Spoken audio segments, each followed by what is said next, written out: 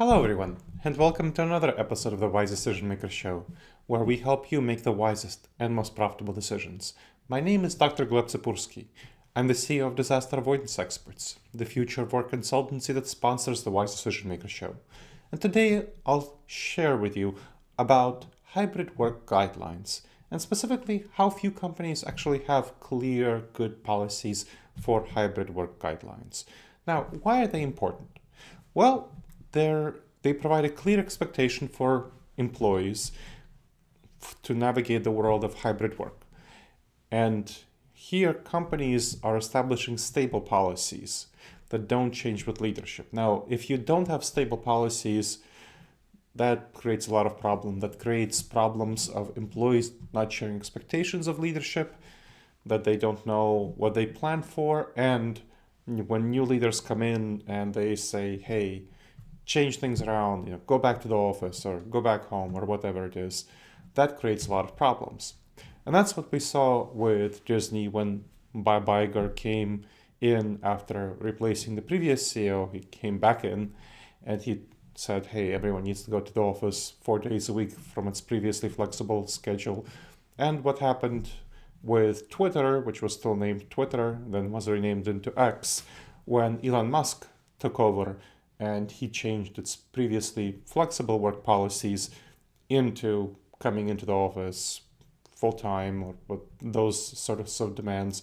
And we've seen that time and time again when new leaders come in and they change office policies, return to office policies, hybrid policies, and that creates a lot of disillusionment, disenchantment, poor morale, serious issues for retention, recruitment, productivity.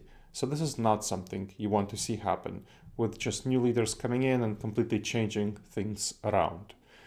That's why you want to have stable policies, predictable, clear policies of what's going forward.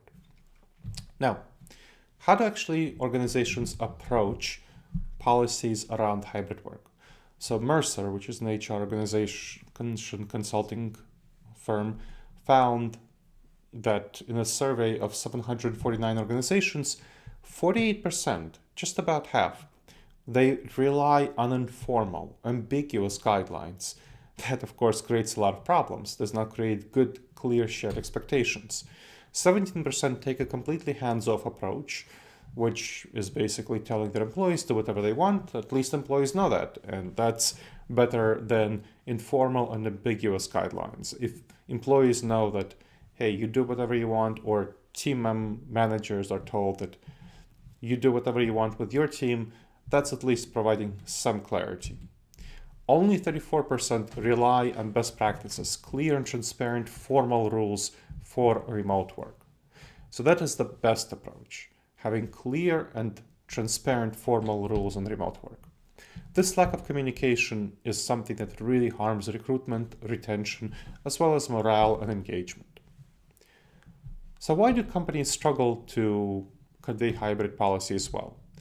You might be surprised to know that companies do struggle.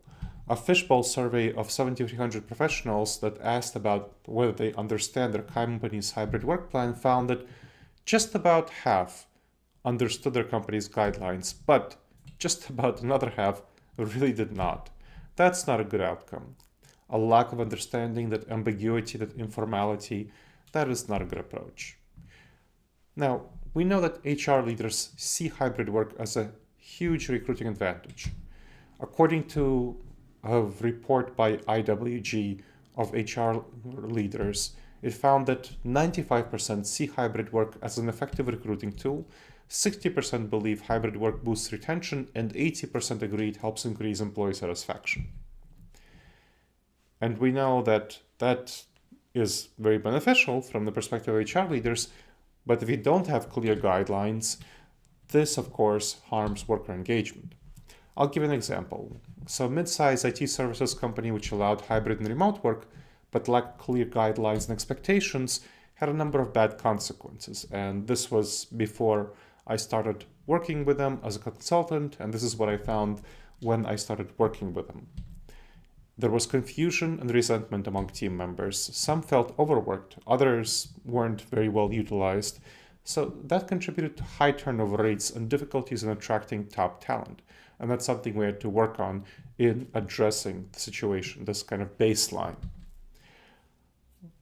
About some other impacts, let me share with you about a large financial services company that didn't have clear guidelines for remote work. Again, another example where I came in as a consultant, they asked me to help them out.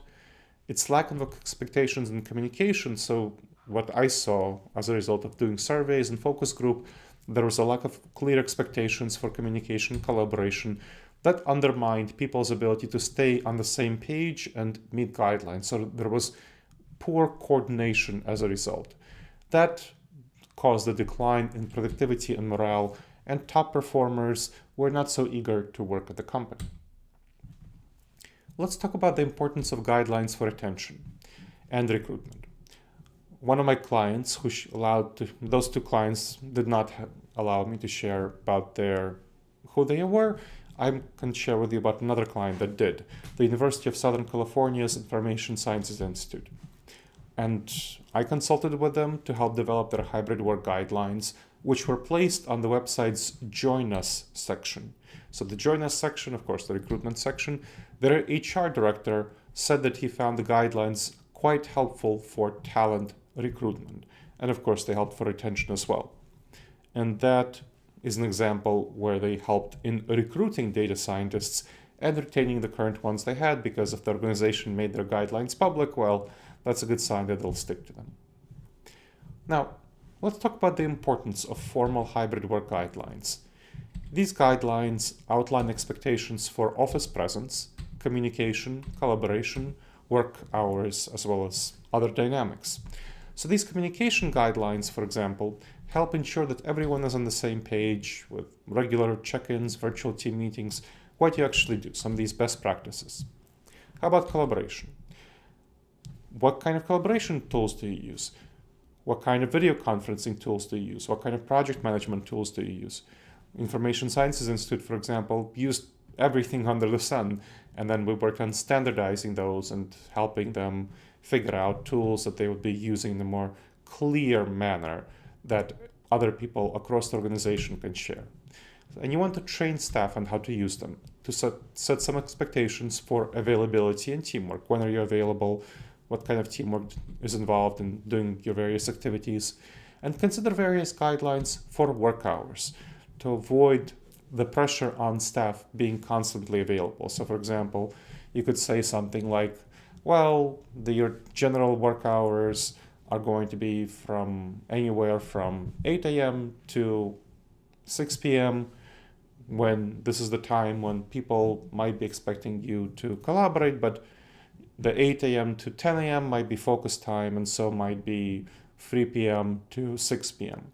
That's when you'll work on your individual tasks. And the other times are going to be times when you work in collaboration. And of course, that's 8 a.m. to 6 p.m. You can also do various house chores and other things that you could fit during those time slots. But from 10 a.m. to 3 p.m., you'll be available for collaboration, internal meetings, quick email exchanges, and so on. Otherwise, there's going to be constant pressure on staff to be fully available. And that leads to burnout and resentment and reduced productivity, which harms retention, of course. Something that you want to think about is setting a way when you're sending an email.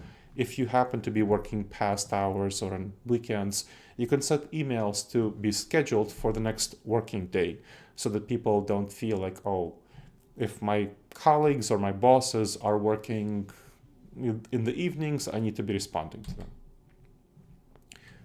So this lack of clear guidelines for engagement, it actually harms staff engagement with their work.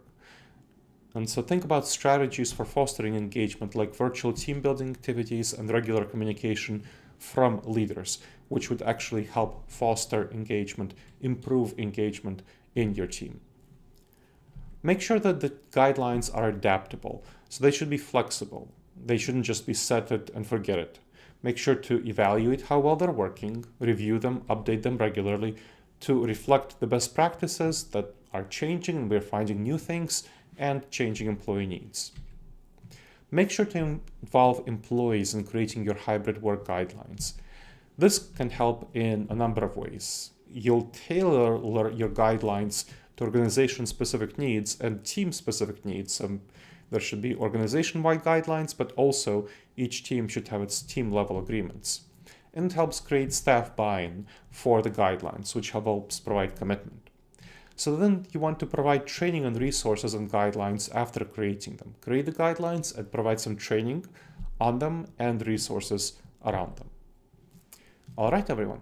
So I hope you now see the importance of clear, transparent hybrid work guidelines for communication, collaboration, time management. This lack of guidelines is going to just lead to confusion, resentment, high turnover, and undermine recruitment efforts. So as a leader, you want to recognize the benefits of hybrid work guidelines and establish them to have good support for success of hybrid work at your organization. All right. I hope you've enjoyed this episode of the Wise Decision Maker Show. Please make sure to subscribe wherever you checked out the show and leave a review. It helps other people discover the show, and it helps us improve the show.